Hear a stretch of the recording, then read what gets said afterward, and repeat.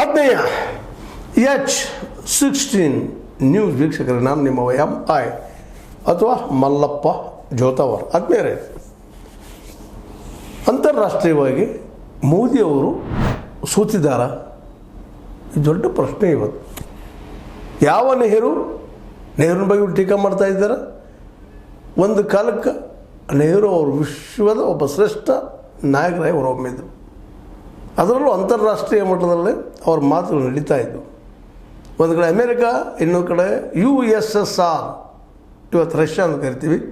ಇವೆರಡರ ಮಧ್ಯೆ ಶೀತಲ ಸಮರ ನಡೆದಾಗ ಇವರಿಬ್ಬರನ್ನು ದೂರಿಟ್ಟು ದೊಡ್ಡ ಸಾಹಸ ಮಾಡಿದ್ರು ಅವರು. ನಾನ್ ಅಲೈನ್ಮೆಂಟ್ ಮೂವ್ಮೆಂಟ್, ಇವರಿಬ್ಬರು ಬೇಡಪ್ಪ ನಮಗಂತೇಳಿ ಅದರಲ್ಲಿ ಯಶಸ್ವಿನೂ ಆಗಿದ್ದರು. 201 ದೇಶಗಳು ಕೂಡಿದ್ದು ಅದರಲ್ಲ, ಸಣ್ಣದಲ್ಲ ಅದು. ಆದರೆ ಇವತ್ತು ನಮ್ಮ ಮೋದಿಯವರಿಗಾಗಿ ಒಂದು ದೇಶ ಆದರೂ ಅದು ಇಸ್ರೇಲ್ ಇವತ್ತು ಇಡೀ ಜಗತ್ತಿನಲ್ಲಿ ಅಸ್ಪೃಶ್ಯ ದೇಶ. ಅವ್ರಿಗೆ ಯಾರ ಬೆಂಬಲವೂ ಇಲ್ಲ, ಅಮೇರಿಕ ಒಂದನ್ನು ಬಿಟ್ಟರೆ. ಎಲ್ಲರೂ ವೈರಿಗಳು. ಮುಸ್ಲಿಂ ರಾಷ್ಟ್ರಗಳಿಗೆ ಹೋಗಿ ಒತ್ತಿ ಹಾಕಿದ್ದಾರೆ ಅದನ್ನು. ಅದ್ರ ಹಿಂದೆ ಪಾಶ್ಚಾತ್ಯ ರಾಷ್ಟ್ರಗಳ ರಾಜಕೀಯ ಅದ ಅನ್ನೋದು ಎಲ್ಲರಿಗೂ ಗೊತ್ತಿದ್ದ ವಿಷಯ ಅದು. ಇವತ್ತು ನಮ್ಮ ಹಿಂದೂ ಯಾರಿದ್ದಾರೆ ರೀ?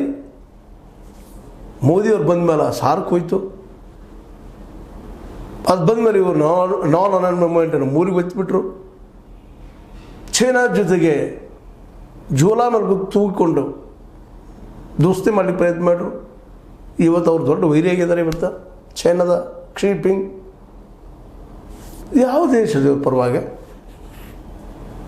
ಬಾಗಲ ಕೈಯಿಂದ ಕೈ ಬಿಟ್ಟು ಹೋಗ್ಯದ, ಶ್ರೀಲಂಕಾ ಕೈ ಬಿಟ್ಟು ಹೋಗ್ಯದ, ಮಾಲ್ದೀವ್ಸ್ ಕೈ ಬಿಟ್ಟು ಹೋಗ್ಯದ, ನೇಪಾಳ ನಮ್ಮ ಜೊತೆಗಿಲ್ಲ. ಎಲ್ಲ ಕಡೆ ಅನಾಥ ಪ್ರಜ್ಞೆ.